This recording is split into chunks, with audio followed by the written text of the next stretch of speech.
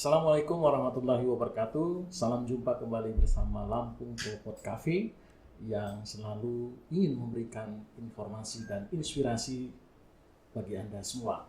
Bersama saya Amiruddin Sorbin dari ruang redaksi lampungpro.co, Jalan Kafling Raya 2 Pramuka Raja Basa, Bandar Lampung.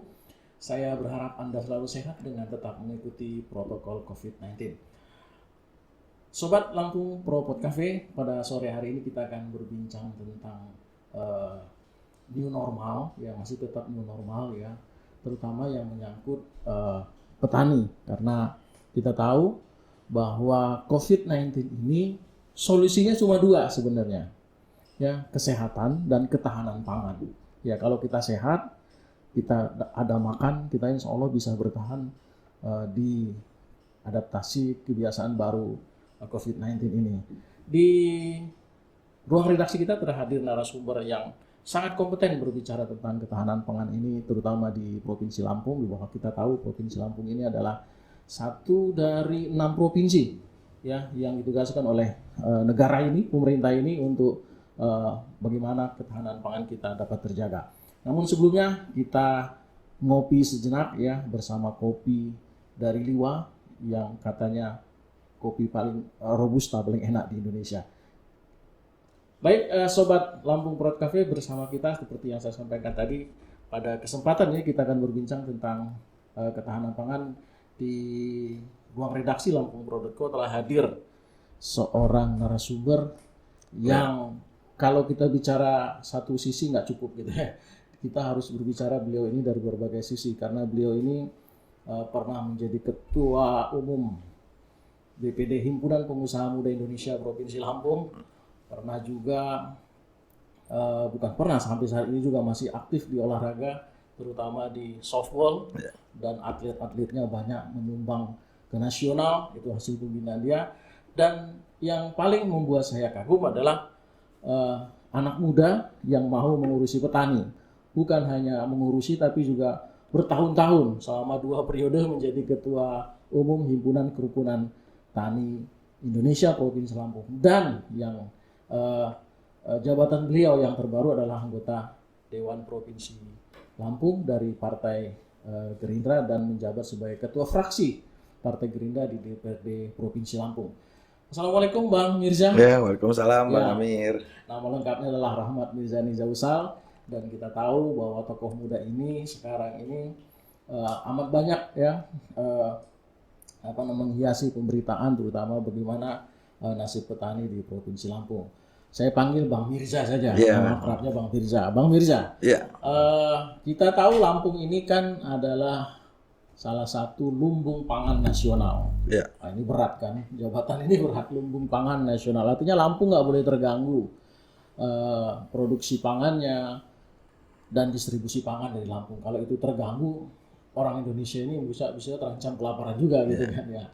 Tapi persoalan petani kita kan sampai dari dulu sampai sekarang kan sama-sama begitu-begitu aja gitu ya. Panen raya yang seharusnya dia gembira malah sedih itu karena harganya anjlok. Sekarang dengan adanya pandemi COVID-19 ini makin parah lagi kan.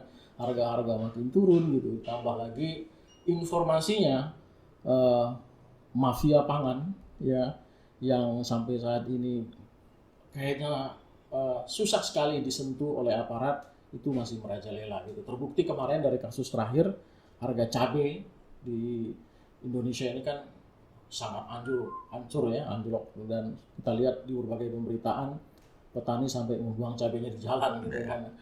Nah, Bang Mirza, bagaimana Bang selaku ketua HKTI Provinsi Lampung melihat kondisi ini?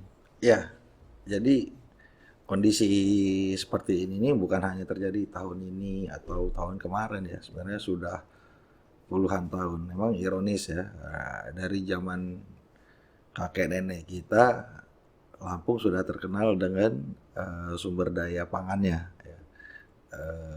Hampir 70% masyarakat yang ada di Lampung ini pun bergerak di dalam bidang pertanian dan turunannya. Gitu. Artinya kalau dilihat dari situ, pertanian pangan khususnya itu adalah sumber besar kehidupan masyarakat Lampung. Nah, harusnya secara rasional kan, secara logika kan, semua masyarakat kan butuh makan ya. Apalagi bisnis di pangan ini luar biasa.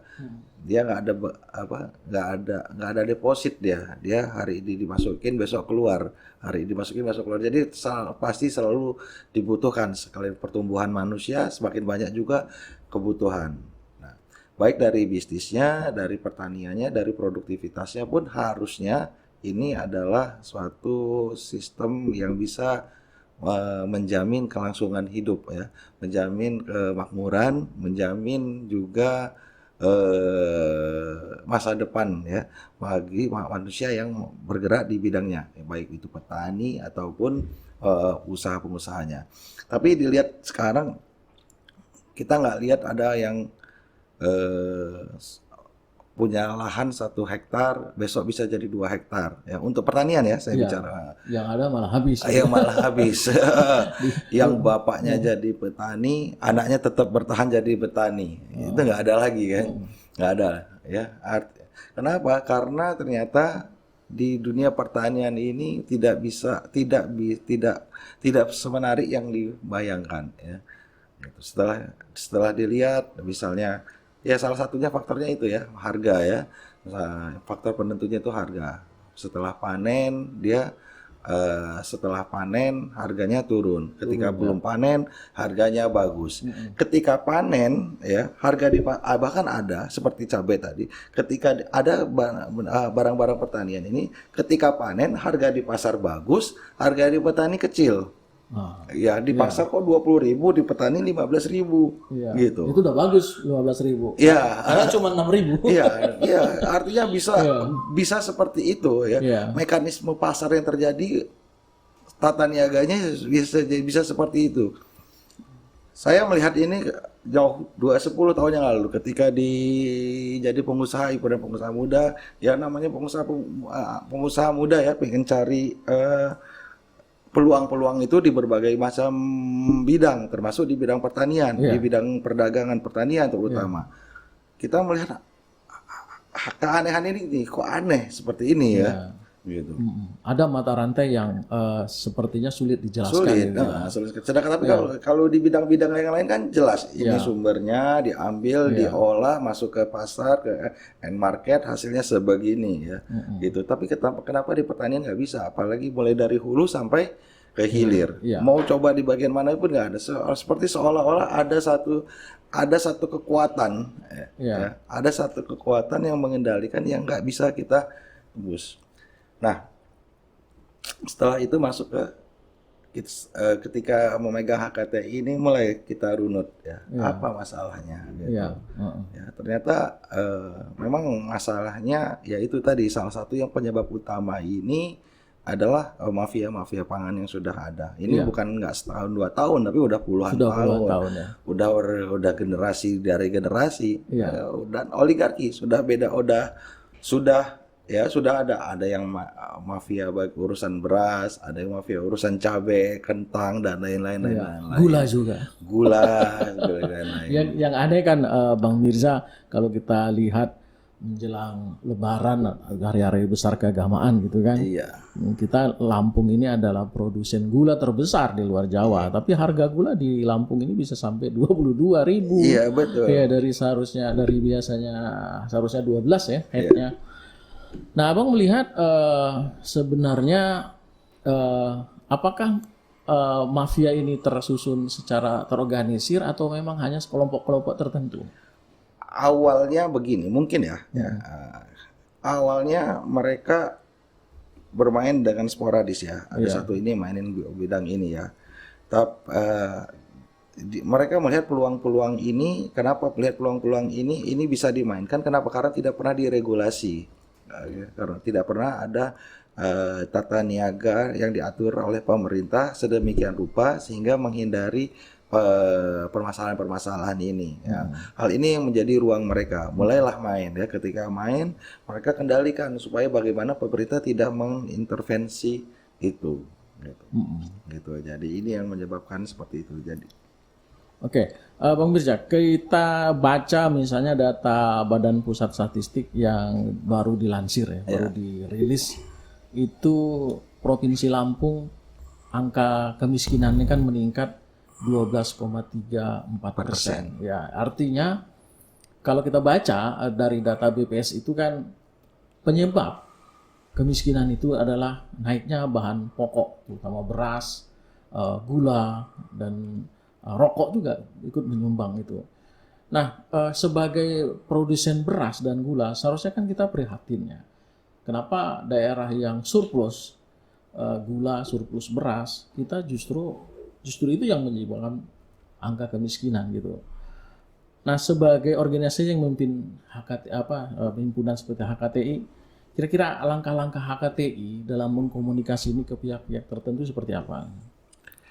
Ya, jadi begini Bang, sebelumnya kita nggak bisa mematok naiknya harga beras itu akan menyebabkan kesejahteraan masyarakat Lampung akan menaik. Kenapa? Karena dari HPP sebagian besar produksi beras ini kebutuhannya itu dari pupuk ya.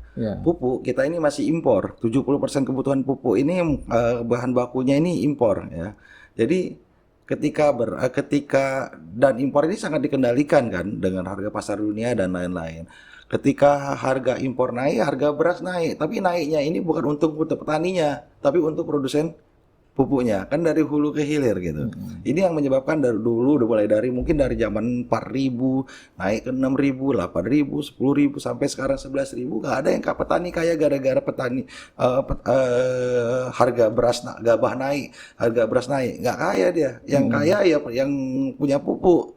Iya gitu ya. Gitu. Juga bibit gitu. Nah, jadi menurut saya swasembada kita ini bagus ya, bagus gitu. Tapi lebih bagus lagi ketika swasembada ini petani itu merasakan hasil dari swasembada itu ya. Baik secara finansial karena kenaikan harga ya, kenaikan harga pangan, ataupun juga karena memang berasnya itu bisa dinikmati ada sekarang. Nah, sekarang yang terjadi, kita swasembada. Ya. Swasembada berasnya sudah bukan milik petani lagi, sudah milik ijon-ijon ya. Ijon ini tengkulak ini nggak zaman lagi kalau cuma satu kali tanam punya tengkulak. Sekarang ini 3 kali masa tanam itu udah punya tengkulak. Sekarang ini udah zamannya. Jadi udah panen masih punya tengkulak, panen lagi masih punya tengkulak, panen lagi itu baru lunas. Nah, ini udah 3. Sekarang ini udah musimnya 2 atau 3 kali karena sudah masuk lingkaran setan gitu. Sudah terjebak dengan seperti itu petani.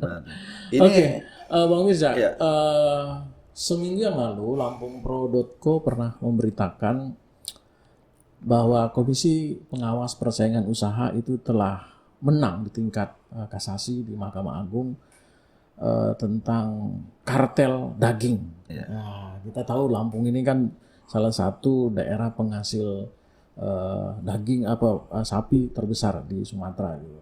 Dan kita yang gembiranya adalah bahwa ternyata memang kenaikan harga daging sapi menjelang Lebaran itu ternyata memang dikendalikan oleh kartel gitu. Dan itu sudah ingkrah atau berkekuatan hukum tetap di Mahkamah Agung bahwa ada 12 perusahaan yang kena denda sekitar 59 miliar gitu. Dari situ sebenarnya kita bisa tarik benang merah sebenarnya Bang, bagaimana upaya misalnya kita mendorong lembaga negara seperti Komisi Pengawas Persaingan Usaha untuk membongkar mafia-mafia yang lain seperti beras, cabai, gula seperti itu. Nah, HKTI dalam mendorong itu sikapnya seperti apa? Iya. Jadi gini, ini saya bicara skup Lampung aja ya. Saya ambil contoh misalnya mafia cabai nih. Ini yang yang terjadi. Jadi mafia cabai ini dia ini yang di Lampung sudah temenan sama yang di Jakarta, sama yang di Jawa. Ini kan mereka satu kesatuan gitu. Satu grup WhatsApp. Satu grup WhatsApp, sering calling. Dan mereka itu sudah punya jadwal. Lampung panen kapan, Jawa panen kapan, beda seminggu, 2 minggu, beda 3 sebulan, 2 bulan itu sudah naik. Nah, mereka misalnya di Lampung jadwal panennya bulan ini ya, bulan Juli ya misalnya. Mulai bulan Juli. Nah, ternyata di Jawa itu bulan Juni misalnya, beda 1 bulan. Ini mereka borong yang di Jawa, ya. Mereka borong, mereka tarik ke Lampung. Misalnya borongnya ini bukan 100 juta, 200 juta beli cabainya, 10 miliar, 15 miliar itu cabai semua. Dia simpan di Lampung, dia ketika panen di Lampung itu dia banjirin pasar ini. Lampung. Pasarnya ya. Pasarnya. Pasar-pasar ini, pasar Metro, pasar di Bandar Lampung, pasar di Bandar Jaya itu dia siram semuanya. Dengan harga yang dari Jawa, misalnya di Jawa misalnya 15.000. Ya, 20.000 dia Jawa. Bawa ke sini taruhlah jadi 25.000. Dari 25.000 dia jual 25.000 di sini. Terus gitu. Lampung panen. Iya. Mau bawa ke pasar udah ada cabai di situ kan. Akhirnya turun harganya. Mereka nggak beli nih. Nah, ketika turun, ini kartel ini sudah punya sayap-sayap lagi nih. Ya, baru mereka ambilin dari petani. Dengan harga nggak mau lagi mau 20.000. Ya 10.000, 15.000, betul 10.000 dan lain-lain. Bahkan yang pernah kami liput itu 6.000 ya. 6.000. Nah, itu 6.000 karena hasilnya ini disimpan di gudang nih, Pak, ya, Abang ya, di gudang. Setelah cabai yang dari Jawa ini habis gudang, ya, gudangnya udah penuh yang di Lampung ini, baru bawa ke pasarnya naik di Jakarta, dikendalikan harganya, dinaikkan dulu, gitu, jadi 30.000, 35.000, yang baru terus dibawa juga ke Jawa di tempat yang lagi mau panen juga.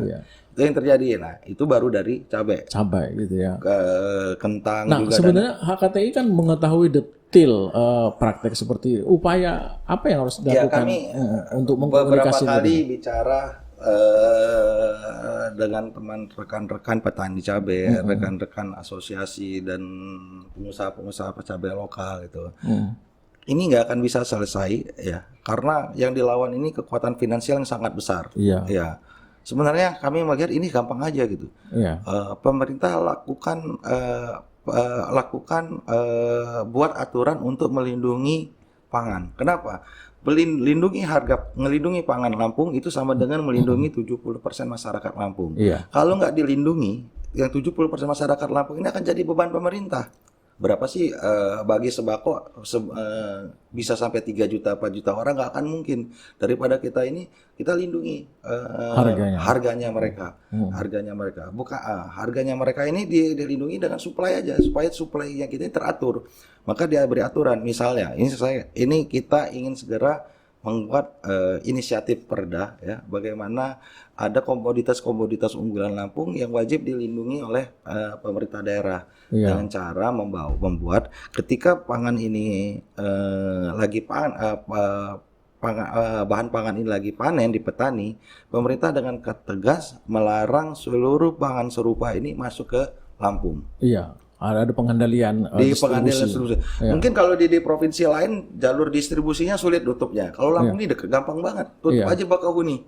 Sama jalan tol. Bakahuni aja.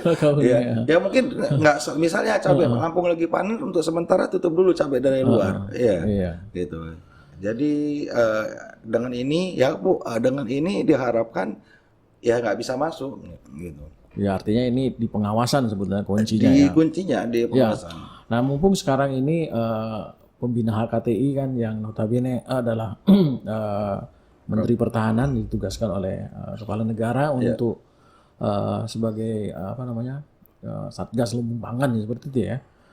Nah, sebagai komponen dari atau bagian dari lembaga pertanian, kira-kira Lampung mau usul apa gitu dalam bagaimana meningkatkan ketahanan pangan? Kalau Lampung sih kita ingin yang pertama jelas harga stabil ya, produktivitas naik, gitu. Itu aja. Jadi ketika produktivitas naik, harga turun, kita harapkan harga pangan ini turun gitu. Kenapa? Kalau harga pangan turun tapi produktivitas naik, berarti harga-harga kebutuhan pokok lainnya juga akan ikut turun. Jadi masyarakat lebih lega gitu. Nah, tapi ini akan sangat susah kalau bahan-bahan produksi pangan kita seperti pupuk dan lain-lain kita itu masih impor, gitu, masih dikendalikan pasar luar, gitu. Jadi harapan kita kemandirian dengan kita sebagai lumbung pangan, ya, maka ini kesempatan kita untuk menjadikan Lampung ini benar-benar berdaulat dan mandiri secara pangan. Apa dimaksudnya berdaulat? Berdaulat ini bukan karena ada makanan, di sini ada padi, di sini ada padi.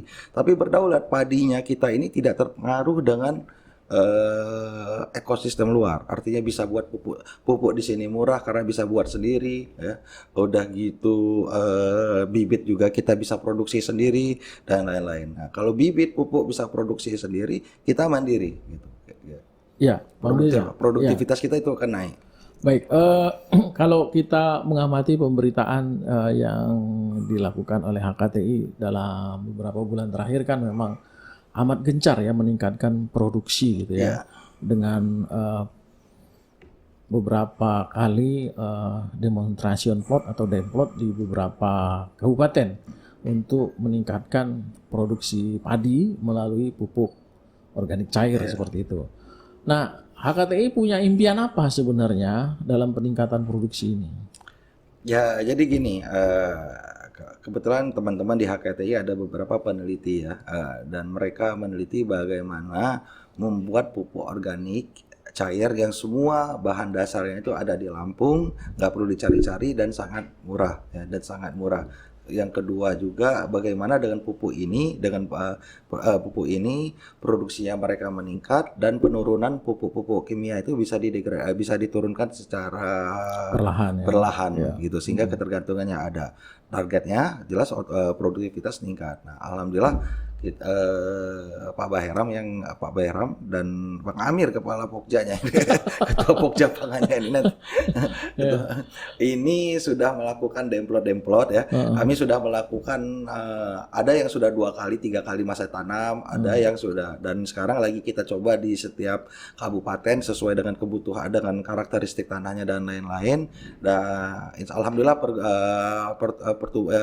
progresnya sangat bagus. Kita harapkan itu bisa sampai 10 sampai 12 ton per hektar ya. Karena yang di pesisir barat kita sudah 3 kali tanam ini di atas 10 ton semua. Harapan kita apa? Harapan kita ke depan selain produktivitas naik ya, pupuk organik ini bisa diproduksi sendiri oleh petani. Bibit-bibitnya pun bisa diproduksi sendiri oleh petani. Jadi setiap kabupaten atau ya kabupaten itu ada produksi pupuk sendiri, bibit sendiri, dan memang dikelola secara mandiri oleh kelompok tani. Sehingga tergantungan lagi. Kalau sudah naik semua besar, harga PP turun, otomatis HPP turun kan, gitu. Ya memang kalau kita kembali ke tema kita tadi, melawan mafia pangan ini memang tidak bisa sendiri oleh HKTI, harus, karena kita tahu sebenarnya secara kelembagaan itu sudah ada namanya tim pengendali inflasi daerah, TPID gitu, di mana sebenarnya sudah komplit di situ aparat yang ada gitu. Cuma bagaimana mendorongnya agar ini efektif itu kan memang butuh kerjasama terutama dari organisasi petani gitu. Saya mendengar bahwa HKTI juga akan melakukan investigasi sendiri gitu tentang bagaimana mafia pangan ini beroperasi di Lampung. Gitu. Seperti apa itu nih? Walaupun investigasi sebetulnya nggak boleh ditanya, tapi targetnya apa gitu? Targetnya dulu gitu. Kalau HKTI ini jadi kita lebih bersifat nantinya ya, kita akan mencoba memberi masukan pemerintah ya, apa yang harus dilakukan terutama dalam hal regulasi. Tapi artinya untuk membuat regulasi itu kita harus punya data yang jelas. Permasalahannya itu seperti mana? Salah satu contohnya itu seperti itu tadi kan. Untuk salah satu tanaman pangan cabai ya itu dia pola kerjanya seperti itu gitu. Nah, baik daging atau ternak dan lain-lain. Beda lagi kalau peternakan kan beda lagi gitu. Iya, kalau kita lihat memang data terutama yang paling menyumbang inflasi terbesar itu adalah beras sebenarnya. Nah gitu, kita sebenarnya sudah punya perda pengawasan beras yang yang keluar dari provinsi Lampung ini gitu, diberikan retribusi yang cukup tinggi gitu. Cuma kalau saya lihat efektivitas pengawasannya yang belum berjalan gitu. Nah, Bang Mirza yang sekarang berada di pemerintahan, di pemerintahan itu kan sekarang ada di legislatif. Kira-kira apa upaya yang akan kita lakukan agar perda yang sudah ada ini efektif berjalan? Ya, ini juga kebetulan ini juga keinginannya Pak Prabowo ya, sebagai pemimpin untuk menjaga supaya lumbung pangan ini tersedia, dan juga kebetulan sudah diinstruksikan partai kami bagaimana memperjuangkan regulasi yang mementingkan petani. Jadi memang harapan kami ke depan kita akan lebih intens berhubungan dengan pemerintah untuk menerapkan perda-perda yang mendukung petani. Ya, Gitu. ya, Bang Firza, Ya.